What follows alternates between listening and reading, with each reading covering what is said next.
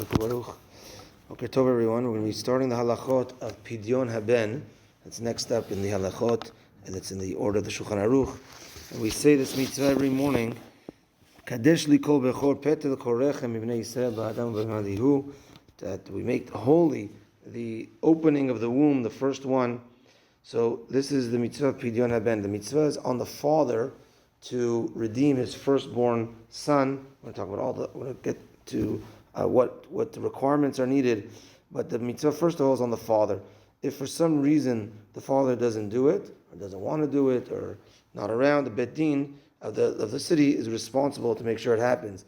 And if, let's say, it doesn't happen for whatever reason, and now the child himself is a gadol, is over bar mitzvah, the responsibility is on him.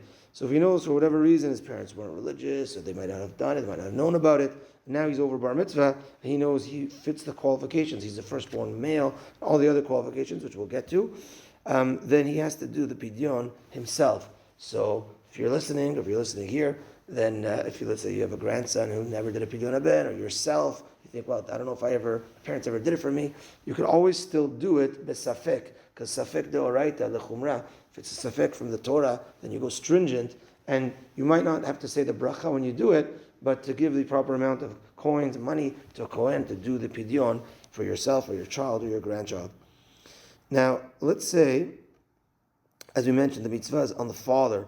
Let's say for whatever reason the father doesn't care about it, not religious, he's not connected, he doesn't want to do it, whatever. And let's say the mother wants to do it. I want to do the pidyon haben for my son.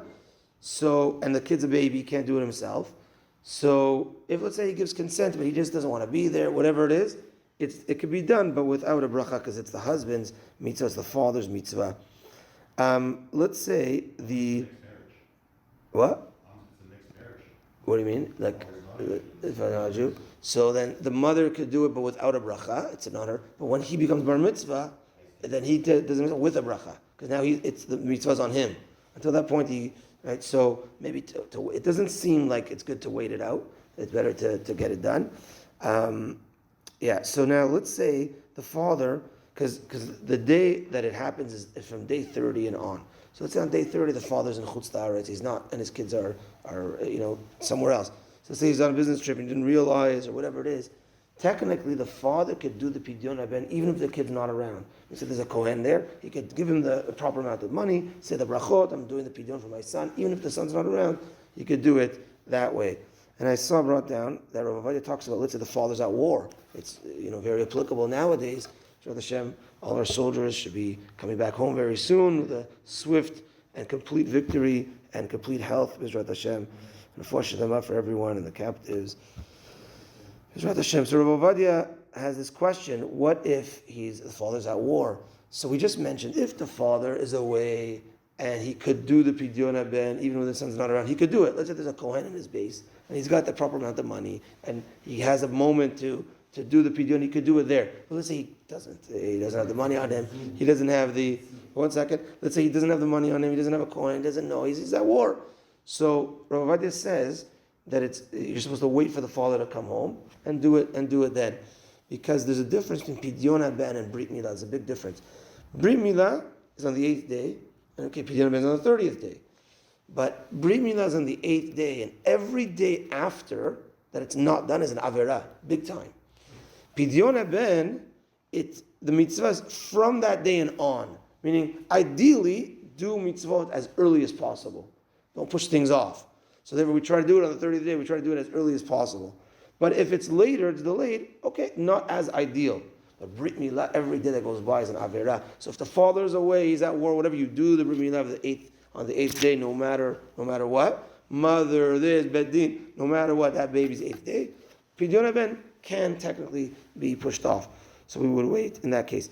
As far as Zoom, that's a good question. There's been cases of I saw Zoom Brit Milah, someone was doing, he said the bracha l'achniso b'bito shel Avraham Avinu. So it could be that on that bracha he's still bringing his son into the Brit of Avraham Avinu. So I think that bracha is still on him even though he's not there.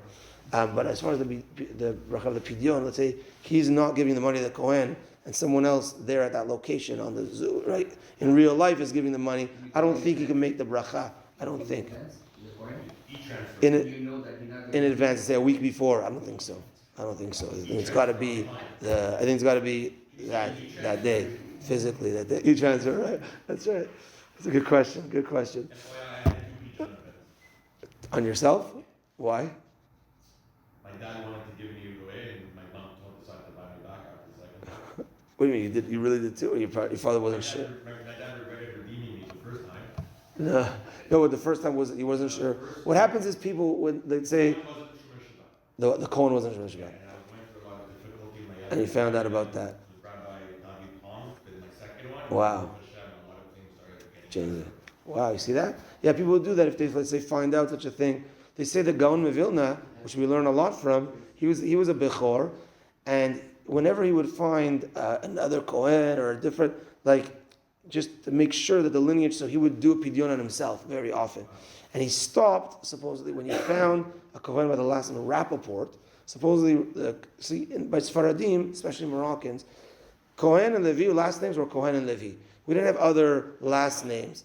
No, Azullah is not a Kohen, right? And the Chida writes, whoever says Azullah comes from Kohanim is wrong. We'll get into that, yeah.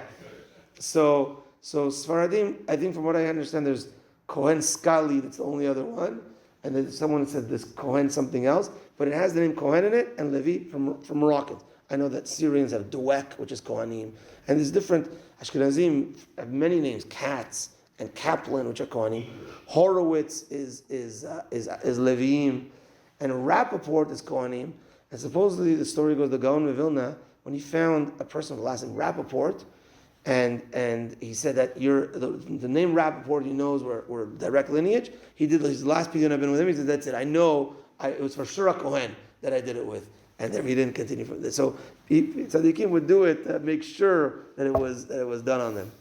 So we'll get into a few more days of halachot of Pidyon ben Bezrat Hashem. Mincha tonight, 5:55. Parashat Shiur tonight is on. Bezrat Hashem, 8:30. Parashat Shiur tonight. Have a good day, everyone. Tan V'Eliyahu.